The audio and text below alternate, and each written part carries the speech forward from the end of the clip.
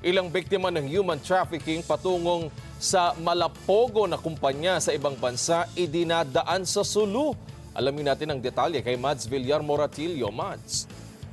Yes, Wedge, naalarma na ang Bureau of Immigration sa modus ngayon ng mga sindikato ng human trafficking na sa backdoor naman idinadaan ng kanilang mga biktima para pagtrabahuin sa malapogo na kumpanya sa ibang bansa. Nabuking ito matapos maibalik sa bansa ang 3 Pinoy na biktima. Wala silang opisyal na record ng pag-alis sa Pilipinas dahil pinasakay umano sila ng maliit na bangka mula sa Hulo-Sulu patungong Sabah, Malaysia. Pagdating Sabah, tinatakan umano ang kanilang passports ng Peking Philippine Departure Stamp bago bumiyahe by land patungo ng Kuala Lumpur. Mula doon, lumipad naman sila patungong Bangkok, Thailand, patungo sa final destination ng Cambodia.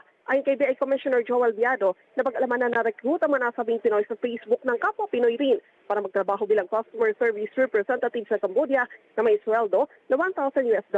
Pagdating sa Cambodia, pinagtrabaho man sila bilang love scammers pero tumanggap lang sila ng $300 na sweldo. Sumbong nila nagkaranas umano sila ng pananakit mula sa Chinese employer. Kinumpiska ang kanilang cellphone saka sila inabandona sa isang hindi pamilyar na lokasyon. Nakahingi lang umano sila ng tulong sa Philippine Embassy kaya nakabalik sa Pilipinas. Balik sa Asian Wedge.